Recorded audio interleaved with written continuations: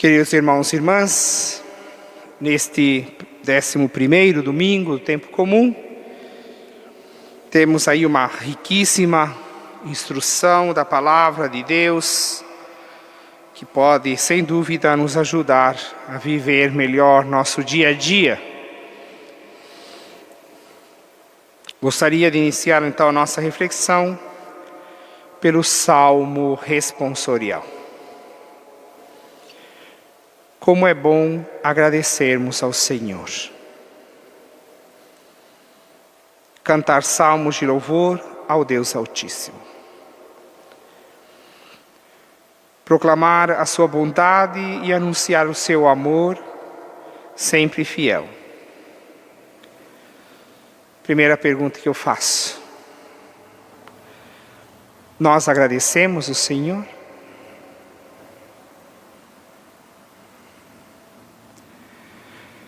No nosso dia a dia, nós enxergamos o agir de Deus, elevamos a Ele nosso agradecimento, nosso louvor.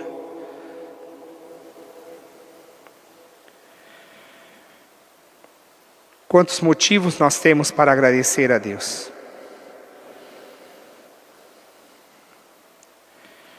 Então tenhamos esse pensamento de fundo para acompanhar a reflexão da palavra de hoje.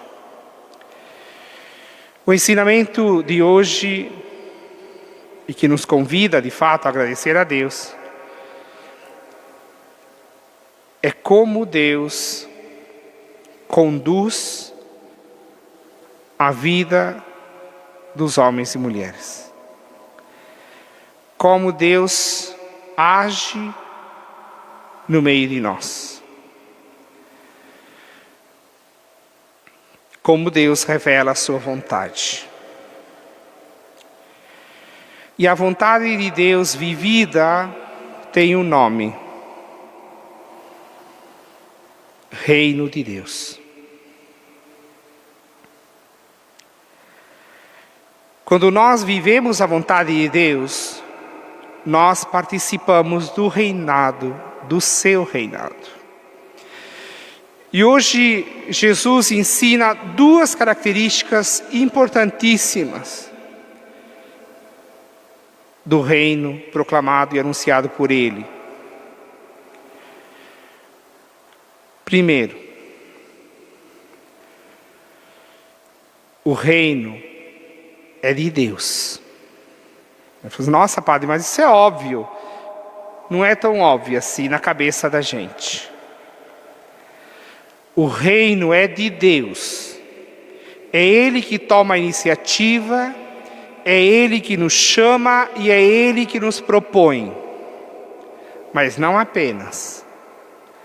É Ele que com sua graça nos sustenta para que nós possamos aderir e participar do seu reino. Por isso a primeira leitura do profeta Ezequiel afirma: eu mesmo, Senhor, tiro um ramo do cedro e o planto no alto monte. Eu, o Senhor, digo e faço. Termina a primeira leitura de hoje. E nós podemos participar deste reino. Em maior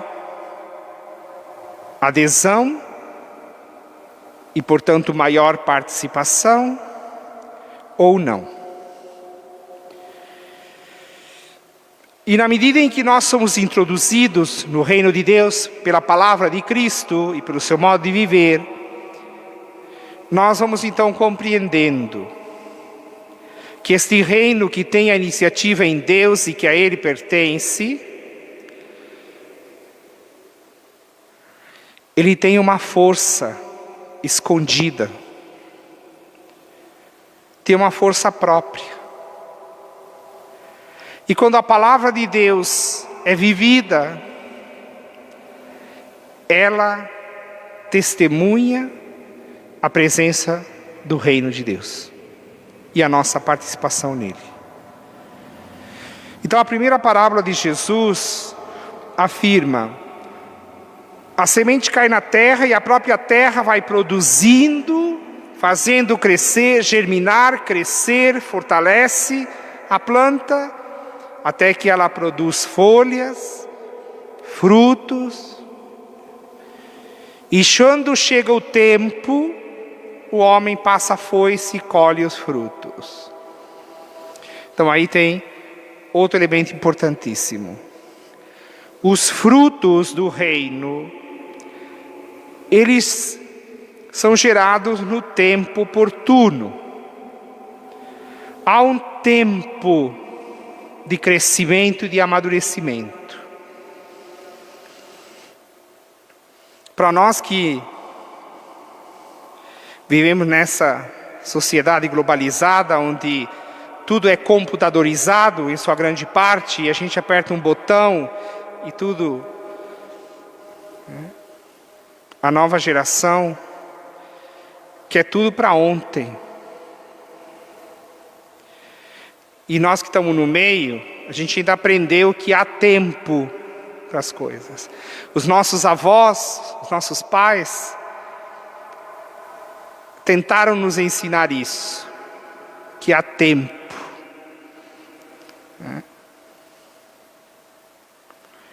Talvez as mulheres que são mães consigam ainda compreender mais profundamente isso. Porque a mulher que gera um filho no seu ventre passa 9 meses alimentando a confiança, a esperança de que no seu ventre está se formando um ser sadio. E ela não pode fazer muito, a não ser se alimentar bem e dormir bem. Mas a própria natureza se encarrega de gerar uma nova vida. E o tempo é tão importante que a gente reza que nenhuma criança nasça prematura. E quando nasce prematura é um Deus nos acuda para tentar salvar, porque nasceu antes do tempo. Então o fruto para estar pronto precisa de tempo. Assim é o reino de Deus. E os frutos do reino vêm no tempo do ciclo natural, na força da palavra. E nem sempre nós temos paciência de esperar. Nem sempre nós temos a perseverança de esperar.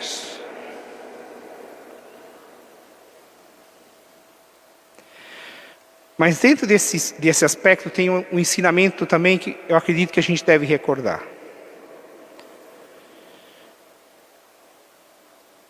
Muitas pessoas semearam e participaram do reino de Deus antes de nós. E muitas das semeaduras dos quais nós colhemos frutos hoje, não fomos nós que semeamos. Foram outros que semearam e que não viram os frutos no seu tempo. E que hoje nós usufruímos da semeadura deles. E aí então vem também uma responsabilidade. Se nós usufruímos dos frutos da semeadura de outros que nos precederam, na participação do reinado de Deus, nós também temos uma responsabilidade com as gerações seguintes. O que nós estamos plantando? O que os outros poderão colher graças à nossa coragem e determinação de semear? O que nós estamos deixando? Será que nós estamos deixando algo melhor do que recebemos? É uma responsabilidade.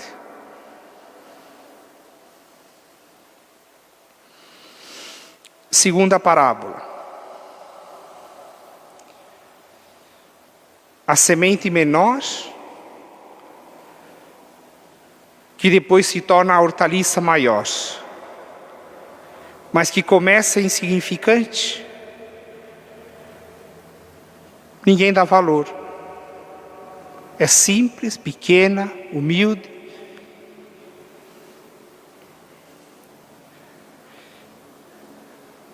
Quantas vezes nós temos a sabedoria de encontrar o reino nas coisas pequenas, naquilo que ninguém dá valor. E quantas vezes nós cristãos nos deixamos atrair e nos deixamos cair na tentação de querer viver um cristianismo megalomaníaco, como se nosso agir cristão está a serviço dos faraós do tempo de hoje para construir pirâmides, que depois ficam como museus e como uma história.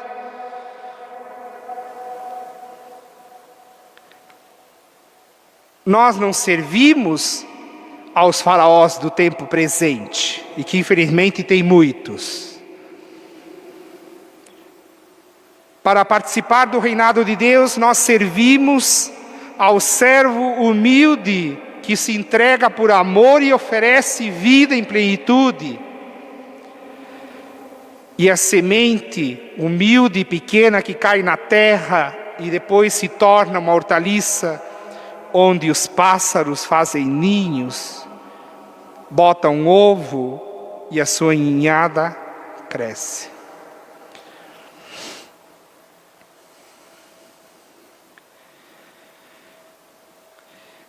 Vocês já viram um passarinho fazer ninho? Quem nasceu na roça, certamente viu.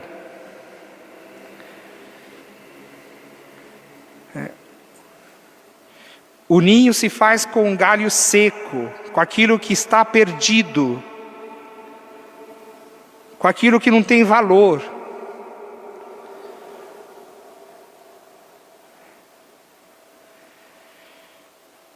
E também não se faz num dia. O ninho não se faz num dia. Leva tempo. Se põe o ovo, e o ovo também não dá ninhada em um dia. Precisa de tempo. E quando nasce, não nasce uma ave já feita. Precisa de tempo para progredir, crescer e amadurecer. E é bem feinho, né, gente? Quando a gente vê uma ninhada de passarinho no ninho, é feio, né? São feinhos, mas tem a força da vida. Supliquemos então ao Senhor nesta Eucaristia que nos ajude a compreender esses dois ensinamentos. Primeiro, o reinado de Deus é dele, nós participamos dele, aderimos a ele. E precisamos confiar e esperar o tempo dos frutos. E o segundo ensinamento, aprendamos a buscar aquilo que pode ser insignificante aos olhos humanos, mas que é precioso aos olhos de Deus.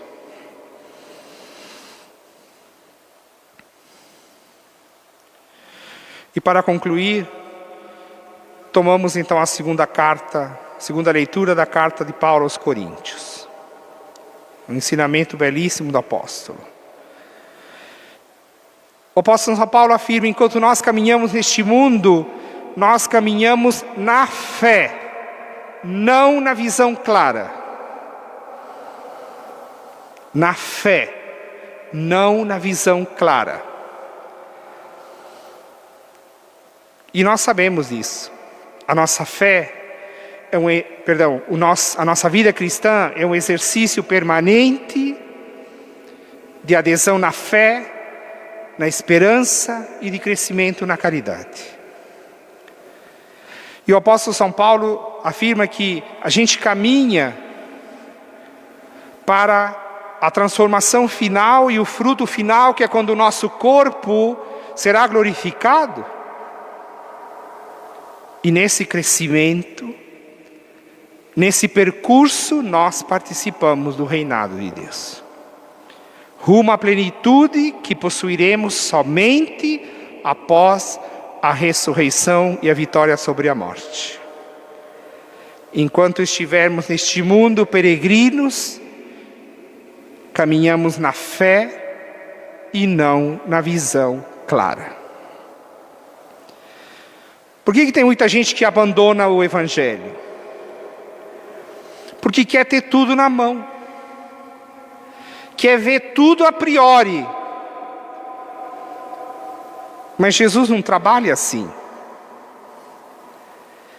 Jesus não nos mostra o filme inteiro, já com o final. Ele afirma que será um final feliz, mas a gente não vê o filme inteiro. Até porque se a gente visse, talvez nem aguentar viver. Que o filme tem muitas surpresas e que às vezes não são tão agradáveis como a gente quer. E o que nos faz perseverar no caminho do Senhor é que a gente não conhece tudo, não sabe tudo, mas tem a convicção na fé que o Senhor está no meio de nós e que Ele age e o que Ele diz acontece. E aí a gente entende porque a última estrofe do Salmo fala do justo que produz fruto na velhice.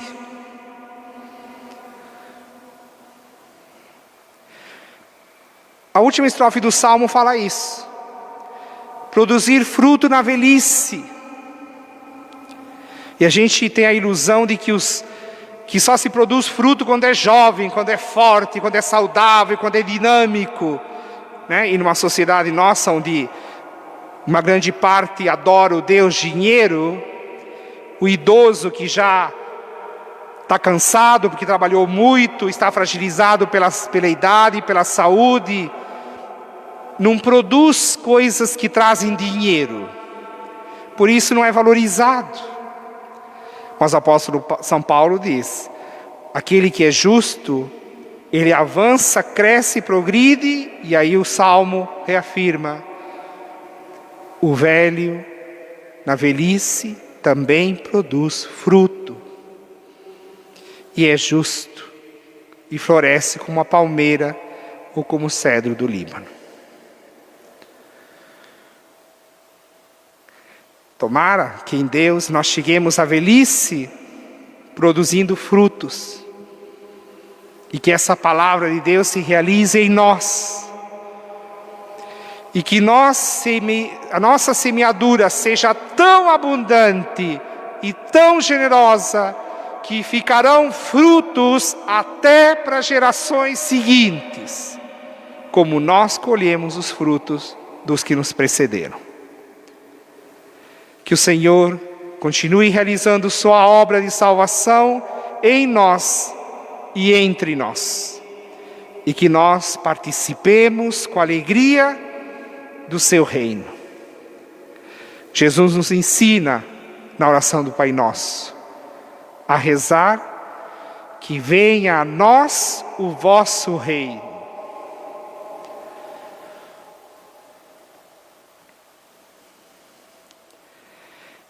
E termino a reflexão de hoje como comecei. Será que nós não temos motivos e razões para agradecer ao Senhor?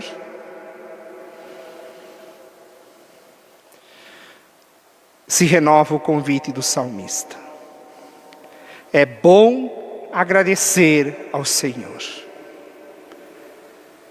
Cantar o seu amor fiel a noite inteira e celebrar a sua bondade. Amém.